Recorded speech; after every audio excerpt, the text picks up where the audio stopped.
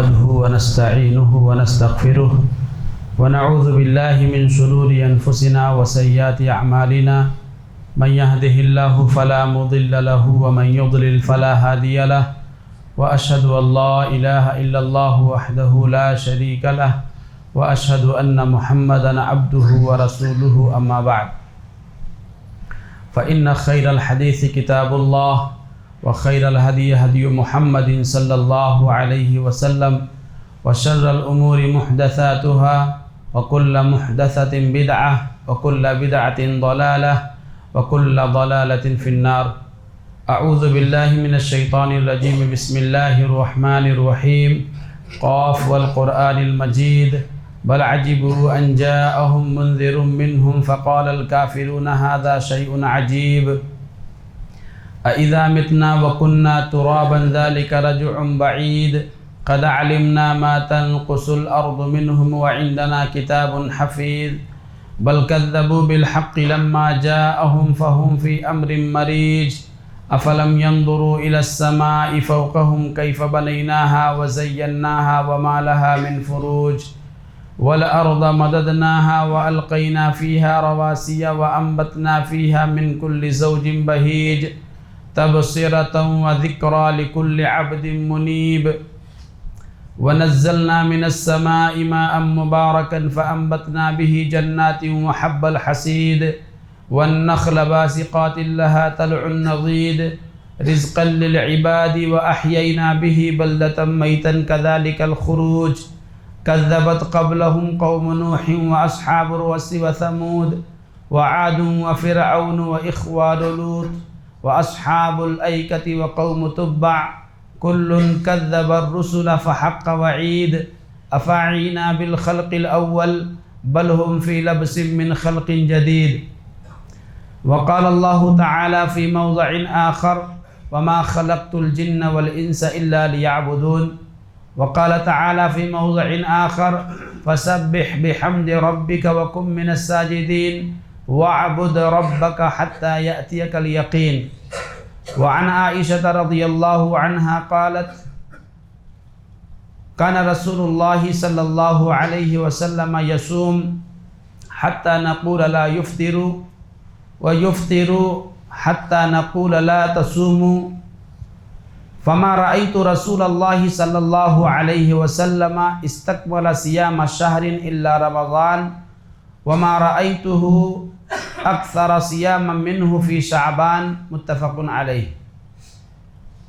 ہر قسم کی حمد و ثنا بڑائی اور بزرگی عظمت و کبریائی اللہ رب العالمین کے لیے ہے جو اس کائنات کا تنہا خالق و مالک ہے، ہم سب کا روزی رساں ہے، ہمارے معاملات کی دیکھ بھال کرنے والا ہے. سبحان اللہ و بحمدہ سبحان اللہ العظیم. بعد درود و سلام نازل ہوں اللہ کے تمام انبیاء کرام پر، خصوصاً آخری نبی حضرت محمد مصطفیٰ صلی اللہ علیہ وسلم پر. اللہم صلی علی محمد وعلی آل محمد کما صلیت علی ابراہیم وعلی آل ابراہیم انک حمید مجید. اللہم بارک علی محمد وعلی آل محمد کما بارکت علی ابراہیم وعلی آل ابراہیم انک حمید مجید. محترم حضرات، اللہ تبارک و تعالی نے ہم سبھی کو اپنی عبادت کے لیے پیدا کیا ہے.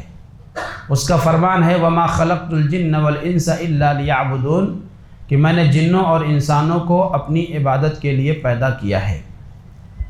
لیکن عبادت کے لیے زندگی کا کوئی خاص زمانہ یا سال کا کوئی خاص مہینہ یا ہفتے کا کوئی خاص دن یا رات متعین نہیں ہے کہ بس اسی پیریڈ میں اسی ٹائم میں عبادت کرنا ہے، باقی پوری زندگی بغیر عبادت کے ہی منمانی گزار دی جائے. ایسا نہیں ہے.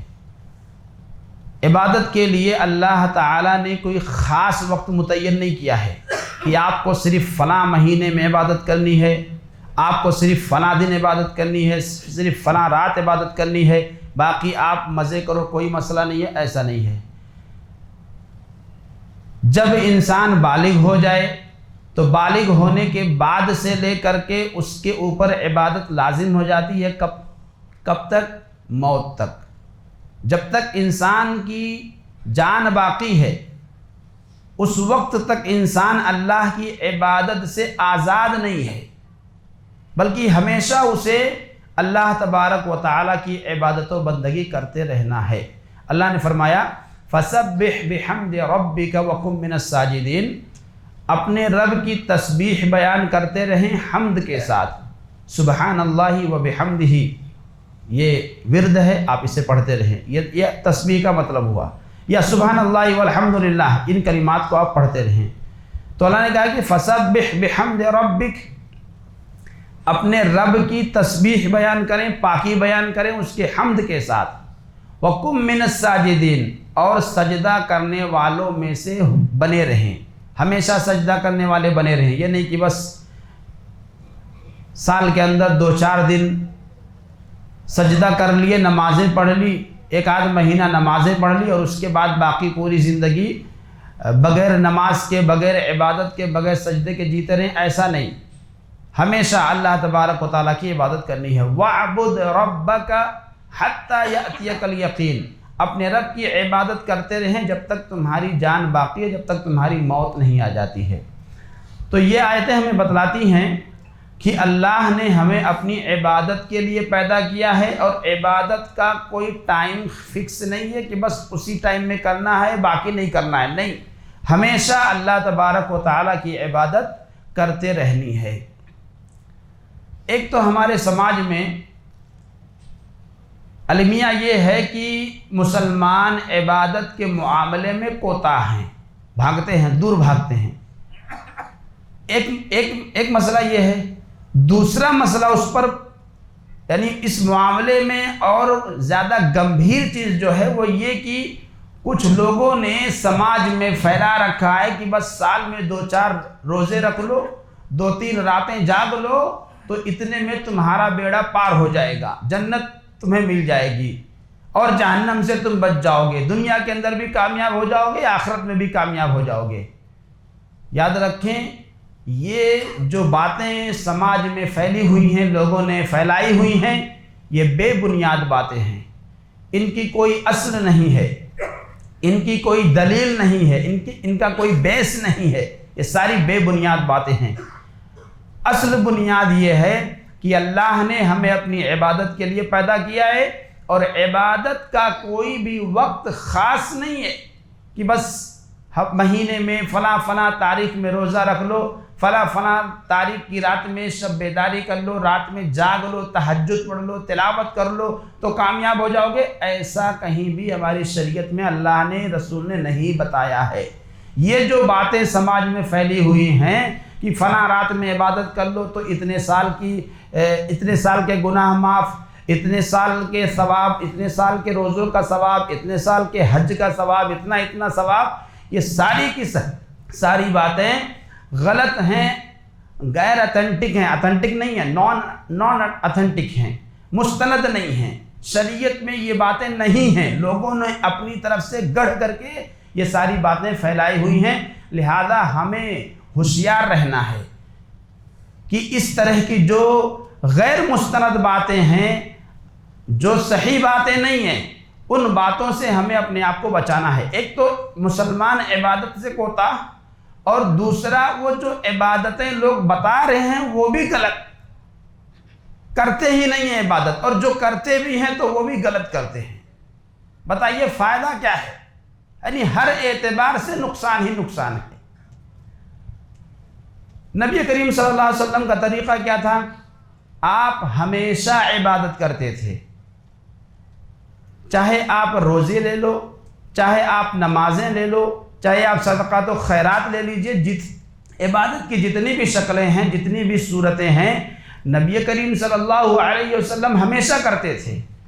آپ کی راتوں کی عبادت کا حال ہم سب کو پتہ ہے۔ عائشہ رضی اللہ عنہ کہتی ہیں کہ اللہ کے نبی راتوں میں اتنا لمبا قیام کرتے تھے، تہجد کی نماز میں جو ہم کھڑے رہتے ہیں نا، تلاوت کرتے ہیں، اس کو قیام کہتے ہیں، کہ اللہ کے نبی اتنی لمبی قرات کرتے تھے کھڑے ہو کر کے کہ آپ کے پیر میں سوجن آ جاتا تھا، پاؤں پھول جاتے تھے کھڑے رہنے کی وجہ سے۔ اللہ کے نبی سے کہا گیا، لوگوں کو ترس آیا اللہ کے نبی پر، تو آپ سے کہا گیا کہ اللہ کے نبی، اللہ تعالیٰ نے تو آپ کے اگلے پچھلے گناہوں کو معاف کر دیا ہے، پھر اتنی زیادہ عبادت کیوں کرتے ہیں؟ تو اللہ کے نبی نے کہا افلا اکون عبدا شکورا، اللہ نے میرے گناہوں کو معاف کر دیا اگلے پچھلے، تو یہ کیا ہے؟ اللہ کا احسان ہے۔ احسان کا بدلہ کیا ہونا چاہیے؟ شکر گزاری۔ تو کہا کیا میں اللہ کا شکر گزار بندہ نہ بنوں؟ اور شکر گزاری کا تقاضا یہ ہے کہ اللہ تبارک و تعالیٰ کی زیادہ سے زیادہ عبادت کروں، کیونکہ اللہ نے میرے اگلے پچھلے گناہوں کو معاف کر دیا ہے۔ تو نبی صلی اللہ علیہ وسلم کا معاملہ، نماز لے لیجئے، روزہ لے لیجئے، صدقات و خیرات لے لیجئے، جتنی بھی عبادتیں ہیں یہ نبی صلی اللہ علیہ وسلم ہمیشہ کرتے تھے۔ یہ نہیں کہ بس کسی ایک خاص دن میں کر لیے باقی سب نہیں کرنا ہے، ایسا نہیں تھا۔ تو پہلی بات ہم اپنے ذہن میں یہ بات رکھیں کہ عبادت کے لیے کوئی وقت، کوئی دن، کوئی رات خاص نہیں ہے کہ بس فلاں رات میں جاگ لیں، فلاں دن کا روزہ رکھ لیں تو بیڑا پار ہو جائے گا، ایسی کوئی بھی بات شریعت کے اندر نہیں ہے۔ ہم اور آپ جس مہینے میں گزر رہے ہیں وہ مہینہ ہے ماہ شعبان کا، اسلامی سال کا 8واں مہینہ ہے، اور یہ اس مہینے کی فضیلت ہے۔ فضیلت اس ناحیے سے ہے کہ اللہ کے نبی صلی اللہ علیہ وسلم اس مہینے میں کثرت کے ساتھ نفلی روزہ رکھتے تھے۔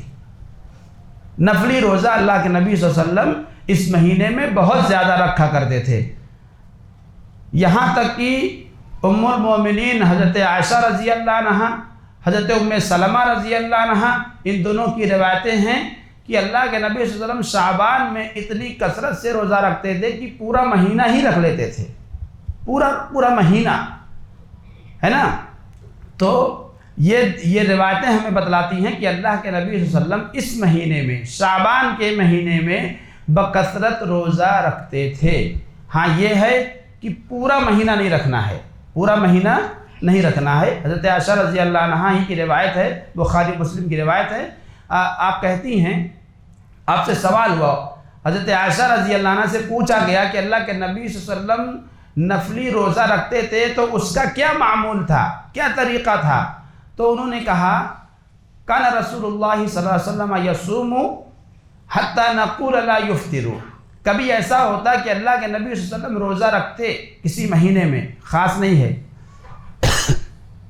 معمول بتا رہی ہیں کہ اللہ کے نبی صلی اللہ علیہ وسلم کبھی روزہ رکھتے اور ایسا رکھتے تھے، کنٹینیو رکھتے تھے، لگاتار رکھتے جاتے تھے، یہاں تک کہ ہمیں لگتا تھا کہ اللہ کے نبی پورا مہینہ ہی روزہ رکھیں گے۔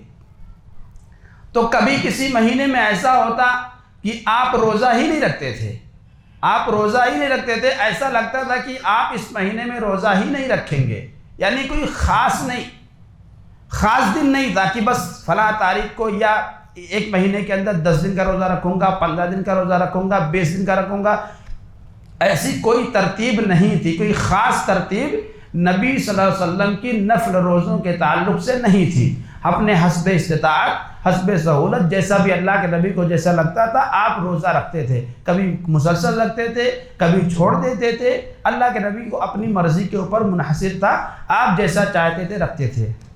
ہاں، فما رأيت رسول اللہ صلی اللہ علیہ وسلم استکمل صیام شہر الا رمضان، کہتی ہیں کہ ہاں یہ بات ہے کہ ماہ رمضان ہی وہ مہینہ ہے جس میں اللہ کے نبی نے پورا مہینہ روزہ رکھا ہے۔ صرف رمضان کا مہینہ وہ مہینہ ہے کہ جس میں اللہ کے نبی نے پورے مہینے کا روزہ رکھا ہے، ایک بھی دن کا روزہ نہیں چھوڑا ہے۔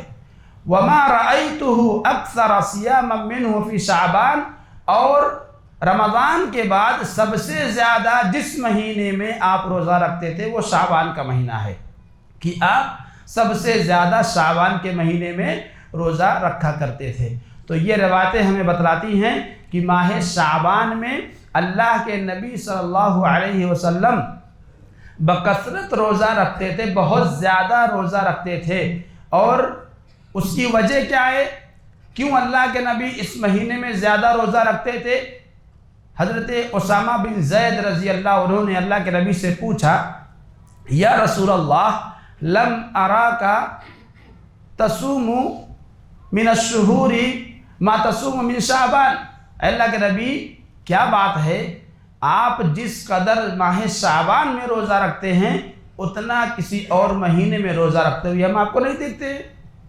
یعنی اپنا تجربہ بتا رہے ہیں حضرت اسامہ بن زید کہ اللہ کے نبی ہمارا تجربہ آپ کے تعلق سے یہ ہوا کہ آپ ماہ شعبان میں جتنا روزہ رکھتے ہیں اتنا کسی اور مہینے میں روزہ نہیں رکھتے تھے، اس کی وجہ کیا ہے؟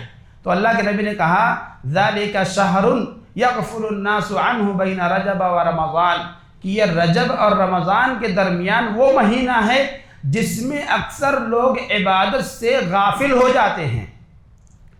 رجب چونکہ حرمت والا مہینہ ہے تو حرمت والے مہینے کی وجہ سے اس کا احترام کرتے ہیں، اس میں زیادہ سے زیادہ نیکیاں کرتے ہیں۔ اس کے بعد پھر آگے رمضان آ رہا ہے تو رمضان کے اندر خوب عبادت کرتے ہیں۔ تو رجب اور رمضان کے بیچ میں یہ جو شعبان کا مہینہ ہے، اکثر لوگ اس مہینے میں عبادت سے غافل ہو جاتے ہیں، اس لیے میں اس مہینے کے اندر زیادہ سے زیادہ عبادت کرتا ہوں، زیادہ سے زیادہ روزے رکھتا ہوں تاکہ میری طرف سے غفلت نہ ہو، میں غافلوں میں سے نہ بنوں۔ اور دوسری وجہ کہ یہ وہ مہینہ ہے، وَهُوَ شَهْرٌ، یہ وہ مہینہ ہے تُرْفَعُ فِيهِ الْأَعْمَالُ إِلَى رَبِّ الْعَالَمِينَ، کہ جس مہینے میں بندوں کے اعمال اللہ کی بارگاہ میں پیش کیے جاتے ہیں۔ فَأُحِبُّ أَن يُرْفَعَ عَمَلِي وَأَنَا صَائِمٌ، لہذا میں یہ چاہتا ہوں کہ میرا عمل جب اللہ کی بارگاہ میں پیش ہو تو میں روزے کی حالت میں رہوں۔ تو پتہ یہ چلا کہ اللہ کے نبی صلی اللہ علیہ وسلم اس مہینے میں دو اسباب کی بنا پر، دو اسباب پر بہت زیادہ روزہ رکھتے تھے۔ کیوں؟ ایک پہلی وجہ یہ تھی کہ اکثر لوگ رجب اور رمضان کے بیچ میں اس مہینے میں عبادت سے غفلت برتتے ہیں۔ اللہ کے نبی چاہتے تھے کہ میں غافل نہ رہوں اللہ کی عبادت سے، اس لیے آپ اس مہینے میں بکثرت روزہ رکھتے تھے۔ دوسری وجہ آپ نے یہ بتلائی کہ یہ وہ مہینہ ہے جس میں بندوں کے اعمال اللہ کے بارگاہ میں پیش کیے جاتے ہیں، لہذا میں چاہتا ہوں کہ میرا عمل جب اللہ کی بارگاہ میں پیش ہو تو میں روزے کی حالت میں رہوں۔ یہاں ایک بات ہم یاد رکھیں کہ ہمارے جو اعمال اللہ کی بارگاہ میں پیش ہوتے ہیں وہ تین طرح سے ہیں۔ یہ پیشی ہماری اعمال کی تین طرح سے ہوتی ہے۔ ایک تو ہمارے اعمال روزانہ اللہ کی بارگاہ میں پیش ہوتے ہیں، کب؟ فجر کے وقت اور عصر کے وقت۔ اللہ کے نبی کی حدیث ہے کہ فجر میں فرشتے آتے ہیں اور عصر میں آتے ہیں۔ فجر میں فرشتے آتے ہیں اور ڈیوٹی چینج ہوتی ہے فرشتوں کی، تو یہ فرشتے اللہ کے پاس جاتے ہیں جو ابھی تک تھے ان کے پاس، ہے نا، تو یہ اللہ کے پاس جاتے ہیں، اللہ تعالیٰ پوچھتا ہے کہ تم نے میرے بندوں کو کس حال میں پیش کیا ہے، تو وہاں بتاتے ہیں کہ وہ جو نماز پڑھ رہا ہے بتاتے ہیں کہ نماز کی حالت میں ہم چھوڑ کے آئے ہیں، جو جس حالت میں رہتا ہے اس کی رپورٹ وہاں پیش کی جاتی ہے۔ پھر عصر کے وقت میں پھر فرشتوں کی ڈیوٹی چینج ہو جاتی ہے، جو فجر میں آئے ہوتے ہیں عصر میں وہ اللہ کی بارگاہ میں پیش ہوتے ہیں اور وہاں جا کر کے ہماری کارگزاری، ہم جو دن بھر ہم نے جو بھی کام کیا ہے، رات میں جو کام کیا ہے، اس کی رپورٹ اللہ کے بارگاہ میں پیش ہوتی ہے۔ تو یہ ہے روزانہ کی پیشی کہ ہمارے اعمال روزانہ 2 مرتبہ فجر کے وقت میں اور عصر کے وقت میں اللہ کی بارگاہ میں پیش کیے جاتے ہیں۔ دوسرا، ہمارے عمل اللہ کی بارگاہ میں ہفتے میں 2 مرتبہ پیش ہوتی ہے، پیر کے دن اور جمعرات کے دن۔ پیر اور جمعرات کے دن ہمارے اعمال اللہ تبارک و تعالیٰ کی بارگاہ میں پیش کیے جاتے ہیں۔ اور تیسرا، سال بھر کا ایک رپورٹ ہوتا ہے جو ماہ شعبان میں پیش ہوتا ہے کہ ہم نے ایک سال کے اندر کیا کیا، کیا کچھ کیا۔ تو یہ 3 طرح سے بندوں کے اعمال اللہ کی بارگاہ میں پیش ہو رہے ہیں۔ اب ہم اور آپ یاد رکھیں کہ ہمارے عمل کا ریکارڈ اللہ کے پاس کس طرح سے محفوظ ہے۔ ایک فائل نہیں ہے، 3 فائلیبل نہیں ہے، ایک روزانہ کی فائل ہے، ایک ہفتے کی فائل ہے اور ایک سالانہ فائل ہے۔ لہذا ہم ہمیشہ باخبر رہیں اور چوکنے رہیں، غفلت میں نہ پڑے رہیں، اپنے آپ کو بیدار رکھیں، گناہوں سے اپنے آپ کو بچائیں، نیکیوں کی طرف لے کر آئیں۔ تو اللہ کے نبی صلی اللہ علیہ وسلم نے بتلایا کہ ماہ شعبان وہ مہینہ ہے جس میں بندوں کے اعمال اللہ کی بارگاہ میں پیش کیے جاتے ہیں۔ تو یہ اس مہینے کی فضیلت ہے۔ ماہ شعبان کی فضیلت کیا ہے؟ اللہ کے نبی صلی اللہ علیہ وسلم اس مہینے میں کثرت سے روزہ رکھتے تھے، کوئی خاص دن نہیں کہ بس فلاں تاریخ کو فلاں رات کو۔ دوسرا مسئلہ دیکھیے ماہ شعبان کے اندر بعض روایتوں میں ہمیں ملتا ہے کہ اللہ کے نبی نے کہا اذا بقی نصف من شعبان فلا تصوموا، کہ جب شعبان کا آدھا مہینہ باقی رہے تو روزے نہ رکھو، روزے نہ رکھو۔ یعنی نصف شعبان کے بعد روزہ رکھنے کا کیا حکم ہے؟ پہلی بات تو یہ کہ اس روایت پر علماء کی دو باتیں ہیں۔ بعض علماء نے کہا کہ روایت ضعیف ہے، اگر ضعیف مان لو تو بات ہی ختم ہو جاتی ہے، لیکن وہیں پر علماء کی ایک جماعت کہتی ہے کہ روایت صحیح ہے۔ اگر صحیح مانیں تو یہاں پر دو تین باتیں ہمیں یاد رکھنی ہے۔ پہلی بات یہ کہ ایسا آدمی جو ہمیشہ پیر اور جمعرات کا روزہ رکھتا ہے وہ 15 شعبان کے بعد بھی روزہ رکھ سکتا ہے، ٹھیک ہے؟ جس کی عادت ہے ہمیشہ سال بھر میں پیر اور جمعرات کا روزہ رکھنے کا وہ رکھ سکتا ہے، اس کے لیے کوئی منع نہیں ہے۔ ایسے ہی وہ عورت یا وہ افراد جن کے اوپر رمضان کا روزہ باقی ہے یا نظر کا روزہ باقی ہے تو ایسے لوگ بھی 15 شعبان کے بعد روزے رکھ سکتے ہیں، کوئی حرج نہیں ہے۔ ہاں یہاں پر ایک چیز یاد رکھنا ہے کہ ماہ شعبان رمضان سے 1-2 دن پہلے، ماہ رمضان سے 1-2 دن پہلے روزہ رکھنا بند کر دینا ہے، کیونکہ استقبال کا روزہ رکھنے سے اللہ کے نبی نے منع کیا ہے۔ تو ماہ شعبان کے اندر کثرت سے روزہ رکھیں۔ خاص طور سے یہاں یہ بات بھی یاد رہے، حضرت عائشہ رضی اللہ عنہا کہتی ہیں کہ رمضان کے میرے روزے باقی رہتے تھے اور میں شعبان ہی میں پورا کر پاتی تھی۔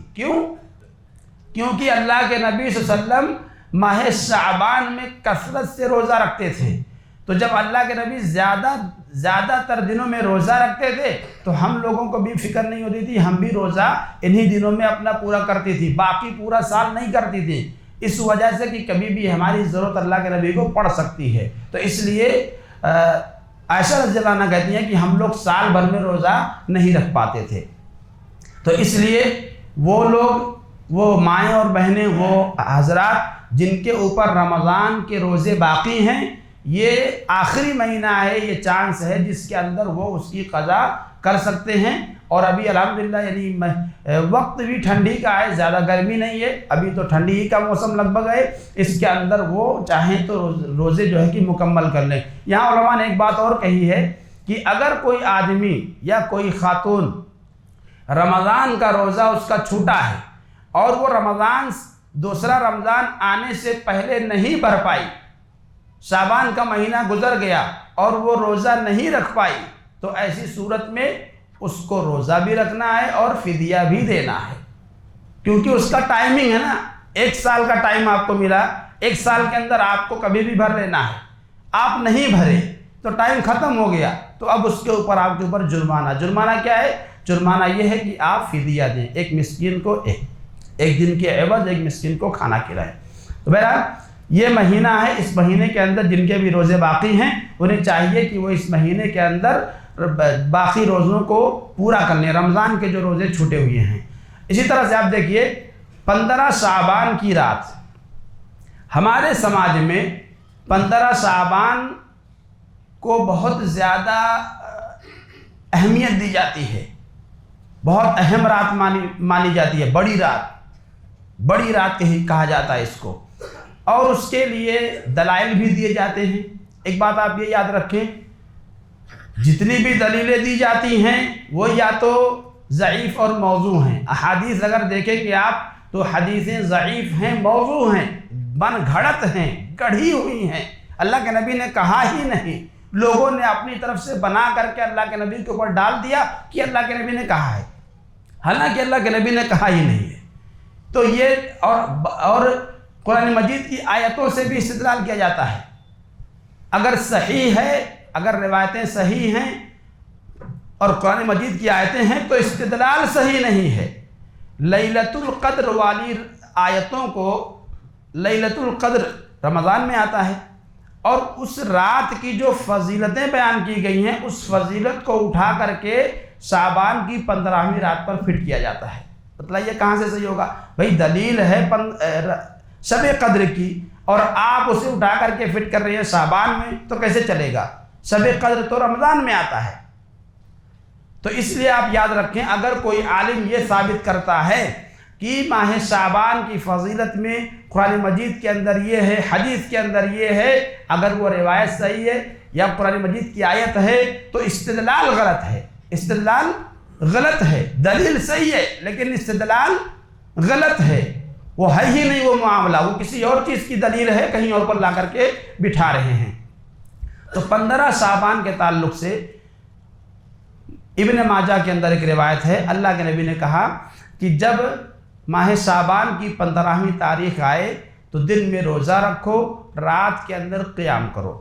اب یہ روایت موضوع ہے، من گھڑت، موضوع مطلب من گھڑت، بنایا ہوا، اللہ کے نبی نے کہا ہی نہیں، صحابہ نے اس پر عمل کیا ہی نہیں، بعد کے لوگوں نے اپنی طرف سے گڑھ کر کے کہہ دیا کہ اللہ کے نبی نے کہا ہے۔ ایسی روایتوں کو، ایسی حدیثوں کو من گھڑت روایت کہا جاتا ہے، اور من گھڑت روایتوں کو بیان کرنا، من گھڑت روایتوں کو بیان کرنا، جیسے میں آپ کے سامنے بیان کر رہا ہوں، اگر میں یہ نہ بتلاؤں کہ یہ روایت من گھڑت ہے تو میں بھی جھوٹا ہوں، میں بھی جھوٹا ہوں۔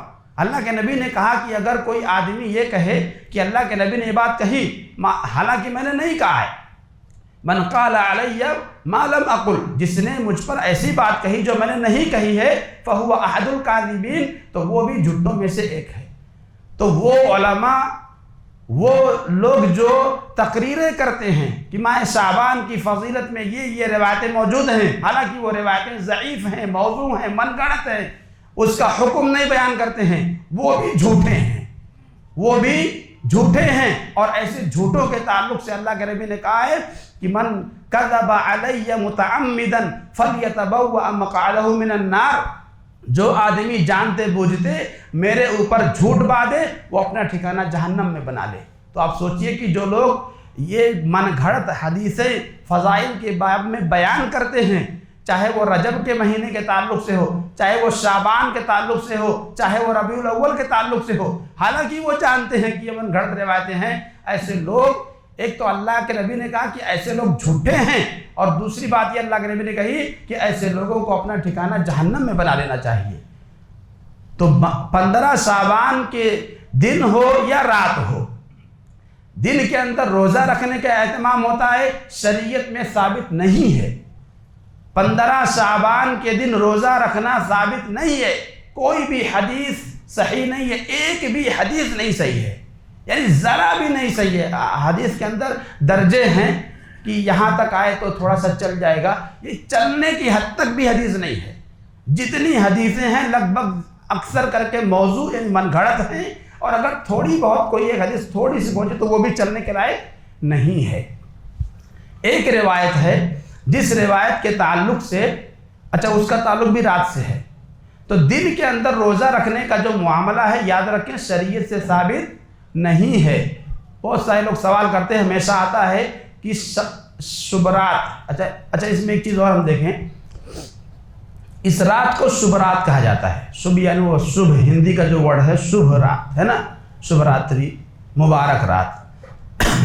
اسی طرح سے ایک دوسرا لفظ اس کے لیے استعمال ہوتا ہے شب قدر، نہیں سوری شب برات ہے نا، شب برات، شب برات یہ فارسی لفظ ہو گیا۔ شب مطلب ہوتا ہے رات، اور برات معنی ہوتا ہے آزادی، جہنم سے آزادی۔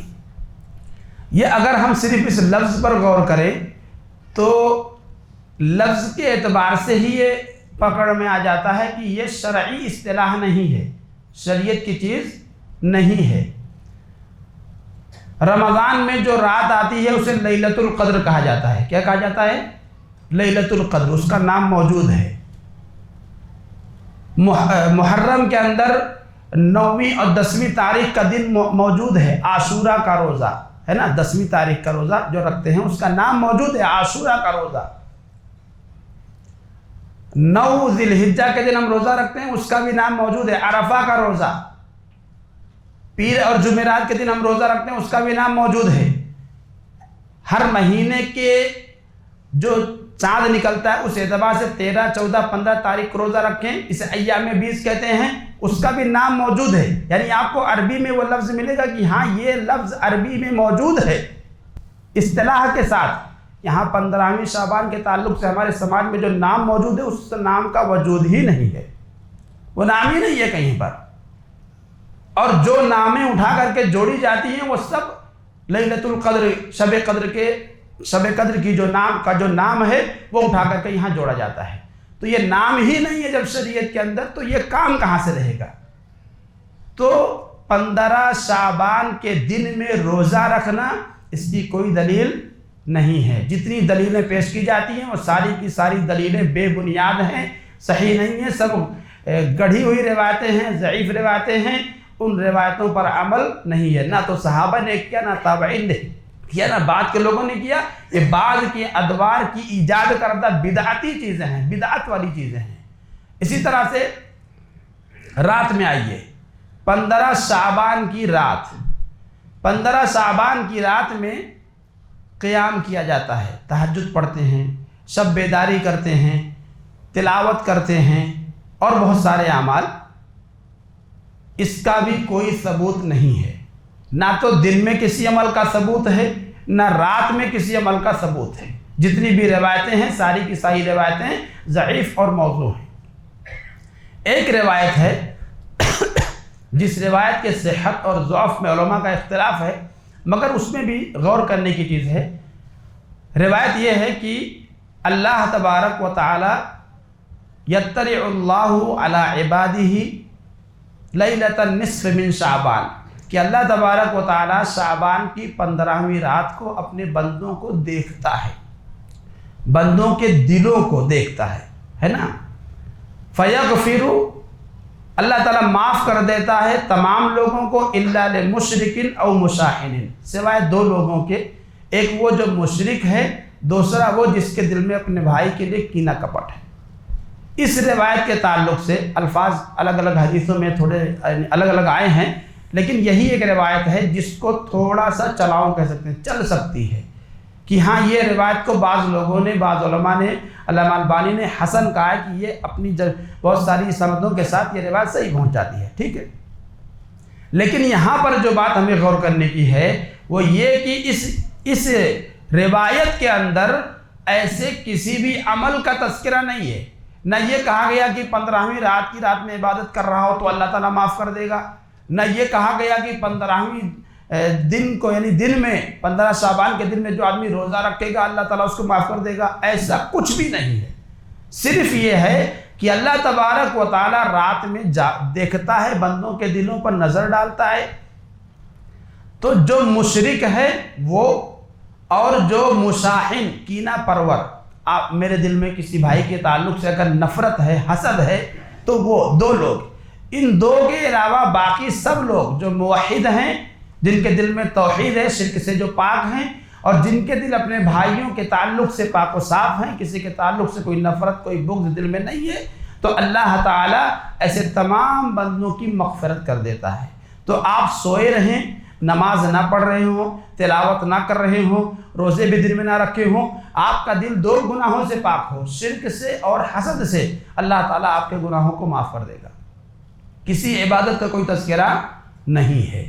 تو 15 شعبان کی رات جاگنا، شب بیداری کرنا، اس کے اندر نماز پڑھنا، یا اس کے اندر فضیلت سمجھتے ہوئے اس رات کے اندر تلاوت کرنا، باقی پوری راتوں کو کچھ نہیں پڑھنا، نہ نماز پڑھنا ہے، نہ تلاوت کرنا ہے، نہ کچھ اور کرنا ہے، یہ سارا کا سارا عمل بے بنیاد ہے، اس کی کوئی دلیل نہیں ہے، اس چیز سے ہمیں بچنا چاہیے۔ اسی طرح سے 15 شعبان کی رات ہی میں اور بھی بہت سارے کام ہوتے ہیں۔ ایک چیز ہے قبروں کی زیارت، قبرستان کو سجایا جاتا ہے 15 شعبان کی رات میں۔ اس سے پہلے قبروں کو خوب، یعنی قبرستان کو پورا سجایا جاتا ہے، اس کے اندر بجلی لگائے جاتے ہیں، کمکمے لگائے جاتے ہیں، جیسے ہندوؤں کے یہاں دیوالی کے موقع پر چراغاں کیا جاتا ہے، لائٹیں لگائی جاتی ہیں، ایسے ہی مسلمان 15ویں شعبان کی رات میں قبرستانوں کو سجاتے ہیں۔ کیا فرق ہے بھائی ان میں اور ان میں؟ جگہ کا فرق ہو سکتا ہے، باقی عمل تو سیم ہے سب چیزیں کا۔ تو 15 شعبان کی رات خاص طور سے زیارت کرنے جاتے ہیں قبرستان کی۔ یاد رکھیں اس سلسلے میں جو روایتیں پیش کی جاتی ہیں وہ روایتیں صحیح نہیں ہیں۔ ہاں ایک واقعہ اللہ کے نبی کے زمانے میں پیش آیا، مگر وہ واقعہ 15 تاریخ کو ہی پیش آیا، یہ صحیح، یہ نہیں ہے۔ جو روایت صحیح ہے، روایت یہ ہے کہ حضرت عائشہ رضی اللہ عنہ کہتی ہیں، جو غلط روایت ہے وہ یہ ہے کہ حضرت عائشہ رضی اللہ عنہ کہتے ہیں کہ اللہ کے نبی صلی اللہ علیہ وسلم 15 شعبان کی رات میں بقیع قبرستان میں گئے اور وہاں آپ نے ان کے لیے مغفرت کی، ہے نا، زیارت کرنے گئے۔ یہ روایت ضعیف ہے، غلط ہے، نہیں صحیح ہے۔ صحیح واقعہ کیا ہے؟ صحیح واقعہ مسلم شریف کے اندر مروی ہے۔ حضرت عائشہ رضی اللہ عنہ کہتی ہیں کہ ایک رات اللہ کے نبی صلی اللہ علیہ وسلم آئے اور بستر پر لیٹ گئے، کپڑا اتار کر کے، آپ جوتا اتارا، آپ نے کپڑا اتارا اور آپ لیٹ گئے۔ کہتی ہے کہ تھوڑی دیر بعد جب اللہ کو نبی کو محسوس ہوا کہ میں سو گئی ہوں، تو آپ آہستہ سے اٹھے، آپ نے کپڑا پہنا، چپل پہنا اور نکل گئے گھر سے باہر۔ آپ نے دروازہ بھی بہت آہستگی سے بند کیا، ہے نا۔ کہتی ہیں کہ میرے دل میں نہیں تجسس ہوا کہ اللہ کے نبی اب میرے باری میں اور میرے گھر سے چپکے سے جا رہے ہیں۔ کہتی ہیں تجسس پیدا ہوا تو میں بھی آپ کے پیچھے پیچھے کپڑا پہن کر کے، اوڑھنی پہن کر کے اور نکل پڑی آپ کے پیچھے پیچھے۔ دیکھا تو اللہ کے نبی صلی اللہ علیہ وسلم بقیع قبرستان میں آپ گئے، وہاں آپ کچھ دیر کھڑے رہے۔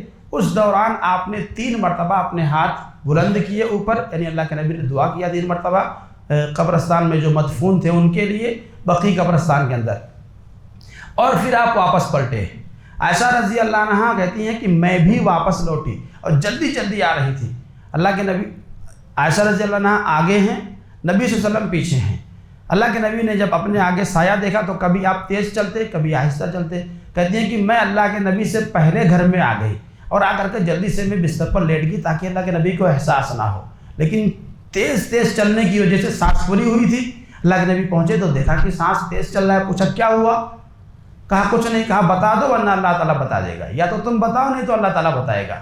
تو پھر حضرت عائشہ رضی اللہ عنہا نے بتا دیا کہ ایسا ایسا جب میں نے آپ کو دیکھا تو آپ کے پیچھے پیچھے میں بھی چلی گئی۔ تو اللہ کے نبی نے کہا کہ کیا تم یہ سمجھتی ہو کہ اللہ اور اس کے رسول تمہارے ساتھ خیانت کریں گے؟ اس کے بعد پھر آپ نے اصل وجہ بتلائی، کہا کہ معاملہ یہ ہے کہ جبرائیل امین آئے تھے، انہوں نے آہستہ سے آواز دیا، تم نہیں سن پائیں۔ کیا کر رہے ہیں اللہ کے نبی کی؟ انہوں نے اتنا آہستہ سے مجھے پکارا کہ تمہیں سنا ہی نہ دے، مجھے لگا تم سو گئی ہو تو میں نے تمہیں جگانا مناسب نہیں سمجھا اور میں نکل گیا تو جبرائیل امین نے بتلایا کہ اللہ تعالیٰ نے کہا کہ اہل بقیع قبرستان جو ہے اس میں جو مدفون ہیں ان کے لیے آپ دعا کریں، استغفار کریں، اللہ کا حکم ہے۔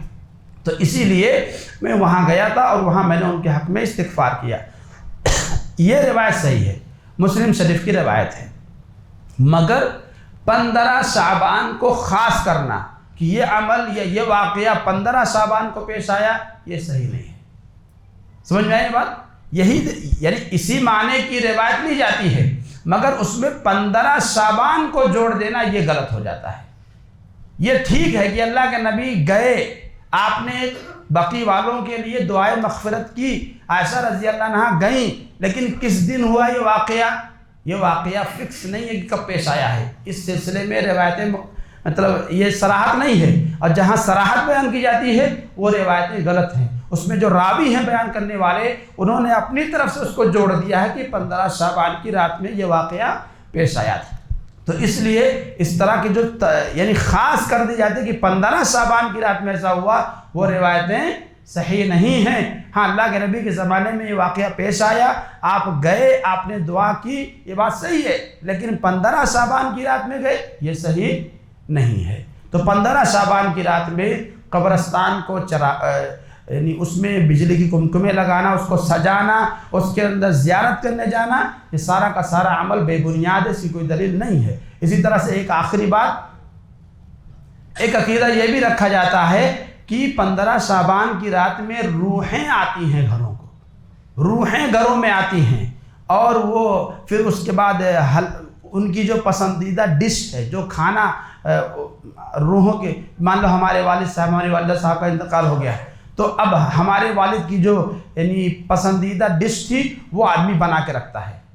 ہر آدمی اپنے اپنے گھر کے اندر اس حساب سے، جو لوگ یہ مناتے ہیں، جن کے یہاں یہ عقیدہ ہے، وہ لوگ کیا کرتے ہیں کہ اس 15 شعبان کی رات میں مخصوص ڈش بناتے ہیں کہ یہ ہمارے والد صاحب آئیں گے، ہماری والدہ آئیں گی، ہمارے رشتہ دار آئیں گے، ان کا پسندیدہ کھانا یہ تھا، یہ کھائیں گے، اور اگر نہیں بناؤ گے تو دیواریں چاٹتی ہیں۔ یہ بھی عقیدہ رکھتے ہیں۔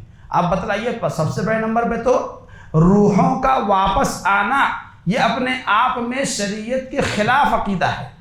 اگر آپ یہ عقیدہ رکھتے ہیں کہ مرنے کے بعد روحیں واپس آتی ہیں تو یہ اپنے آپ میں عقیدہ آپ کا غلط ہے، آپ اس کو صحیح کریے۔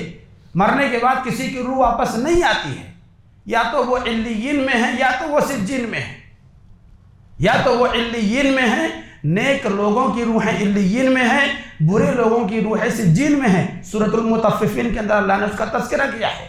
اور اس کے بعد ایسی بدعقیدگی کی روحیں واپس آتی ہیں، یہ مسلمانوں والا عقیدہ نہیں ہے، یہ کافروں کا عقیدہ ہے، یہ ہندوؤں کا عقیدہ ہے کہ روحیں واپس آتی ہیں۔ یہ مسلمانوں کا عقیدہ ہو ہی نہیں سکتا ہے۔ اگر کوئی ایسا عقیدہ رکھتا ہے تو اپنے عقیدے کی اصلاح کرے، اگر اس کو نہیں معلوم ہے تو اس کو معلوم کرنا چاہیے۔ اگر جانتے پوچھتے ہوئے اس طرح کا عقیدہ رکھتا ہے تو ایسا انسان کفر تک پہنچ جائے گا، شرک تک پہنچ جائے گا۔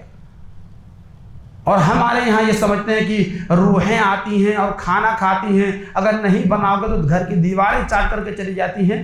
یہ سب کہاں کی یعنی کہ عقل کی باتیں ہیں۔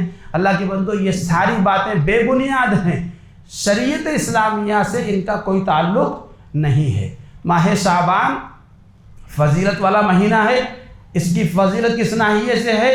اس ناحیے سے کہ اللہ کے نبی صلی اللہ علیہ وسلم اس مہینے میں بہت زیادہ روزہ رکھتے تھے، لہذا اگر ہمیں اس مہینے کی فضیلت کو پانا ہے تو ہمیں چاہیے کہ ہم زیادہ سے زیادہ اس مہینے کے اندر روزہ رکھیں۔ یہی اس کے اندر عبادت کا طریقہ جو اللہ کے نبی سے ثابت ہے وہ ہے۔ باقی کوئی خاص دن کہ صرف 15 تاریخ کی رات میں یا دن میں ہم نیکیاں کریں گے، باقی پورے مہینے میں کچھ نہیں کرنا ہے، تو یہ عمل بالکل بھی صحیح نہیں ہے، بدعت ہے۔ اس چیز سے اپنے آپ کو بچانے کی ضرورت ہے۔ اللہ تعالیٰ سے دعا ہے کہ اللہ تبارک و تعالیٰ ہمیں یہ اسلامی مہینوں میں جو مختلف بدعات و خرافات ہمارے سماج میں چل پڑی ہیں، اللہ تعالیٰ ہمیں ان بدعات و خرافات سے دور رہنے کی توفیق عطا فرمائے، اور جو لوگ ان بدعات و خرافات میں ملوث ہیں اللہ تعالیٰ انہیں ہدایت دے اور انہیں صحیح سمجھ دے، بدعقیدگی سے اللہ تعالیٰ انہیں بھی بچنے کی توفیق عطا فرمائے، آمین۔